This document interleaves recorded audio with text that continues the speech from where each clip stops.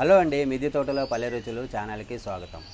ఈరోజు వీడియో ఏంటంటే నేను ఎప్పటి నుంచి అనుకుంటున్నానండి, మిద్దె తోట పల్లె రుచులు అని పెట్టాను కాబట్టి పల్లె రుచులు అంటే పల్లెటూరు వంటలు ఏ విధంగా ఉంటాయి, పాతకాలపు వంటలు తయారు చేసి మీకు చూపిద్దాం అనుకుంటున్నాను. ఈరోజు మన తోటలో ఉన్న పుదీనాతో రోటి పచ్చడి తయారు చేస్తున్నాను.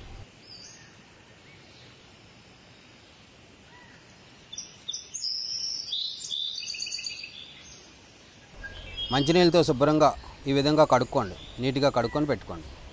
ఇదిగోండి రెండు కట్టలు ఉంటాయేమో. ఇది పుదీనాను కోసుకొని శుభ్రం కడిగి పెట్టుకున్నాను. ఈ పుదీనా రోటి పచ్చడి అనేది చాలా సులువుగా తయారు చేసుకోవచ్చు అండి.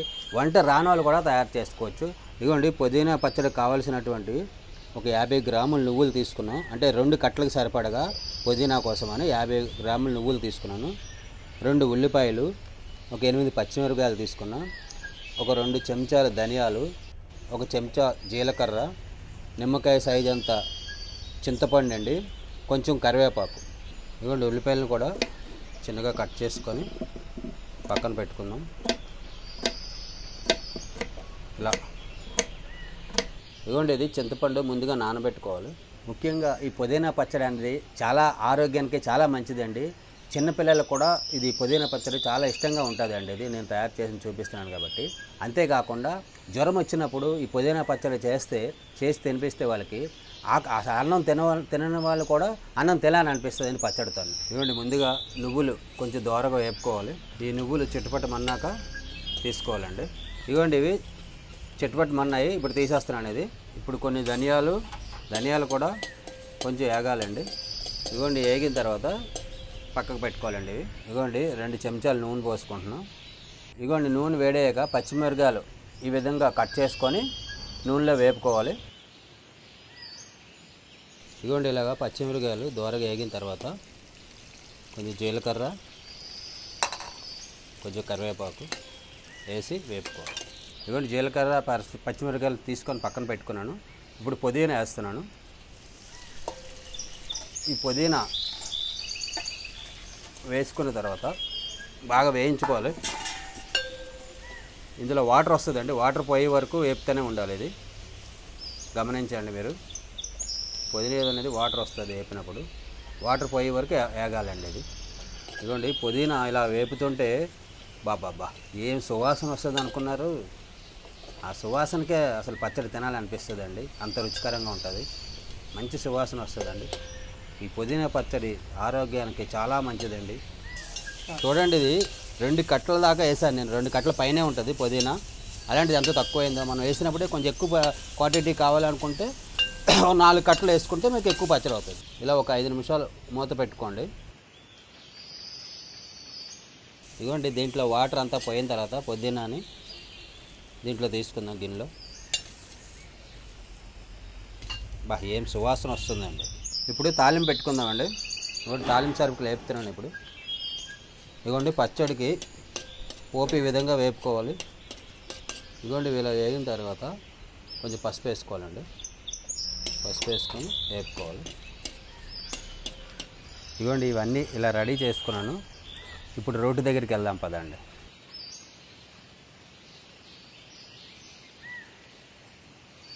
ఇదిగోండి, ముందుగా నువ్వుల్ని ఇలా దంచుకోవాలండి.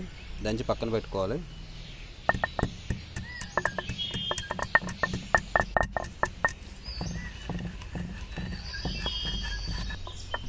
ఇది రోటి పచ్చడి కదండి, కంపల్సరీ రోట్లోనే దంచుకొని మనం పచ్చడి చేసుకుంటే చాలా టేస్ట్ ఉంటుంది. మిక్సీలో మాత్రం వేయద్దండి, మిక్సీలో వేస్తే టేస్ట్ అనేది ఉండదండి.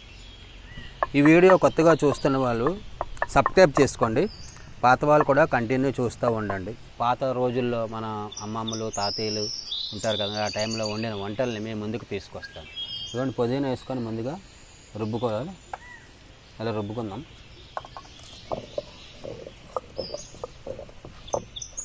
ఆహా, ఇలా రుబ్బుతుంటే ఏం సువాసన వస్తుందండి, చాలా బాగుంది స్మెల్. ఇదిగోండి, పుదీనా కసాబెసా రుబ్బిన తర్వాత కొంచెం నువ్వులు వేసుకోవాలి దీంట్లో.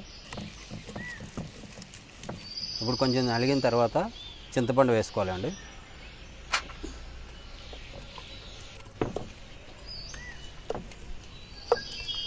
ఇదిగోండి, ఉల్లిపాయలని ముందుగా కట్ చేసి పెట్టుకున్న ఉల్లిపాయలని దీంట్లో వేసుకోవాలి.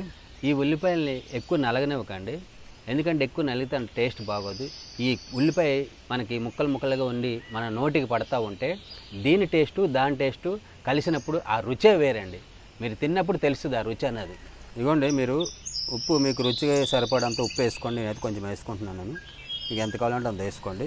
మీరు గమనించండి, ఇక్కడ మీరు కళ్ళుప్పు వేసుకోండి. కళ్ళుప్పు వేసుకుంటే మంచి టేస్ట్ వస్తుంది. ఇగో తాలింపు పెట్టుకున్నాం కదండి, తాలింపు పెట్టిన అంతా వేస్తున్నాను దీంట్లో. ఇలా తాలింపు పెట్టుకున్న తర్వాత నీట్గా కలుపుకోండి. అన్నీ కలుపుకున్నాం కదండి, ఇప్పుడు టేస్ట్ చూద్దాం ఉప్పు అది సరిపోయిందో లేదా, అన్నీ సమానంగా ఉన్నాయి లేవు. చాలా బాగుందండి, సూపర్.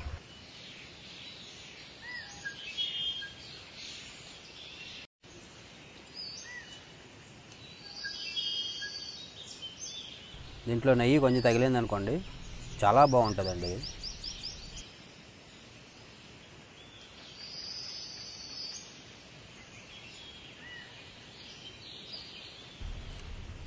ఆహా, ఏం రుచిగా ఉందండి. రోటి పచ్చడి అంటే ఇలా ఉండాలండి. అంతేకాకుండా మన తోటలో పండినటువంటి పుదీనాతో రోటి పచ్చడి చేశానండి.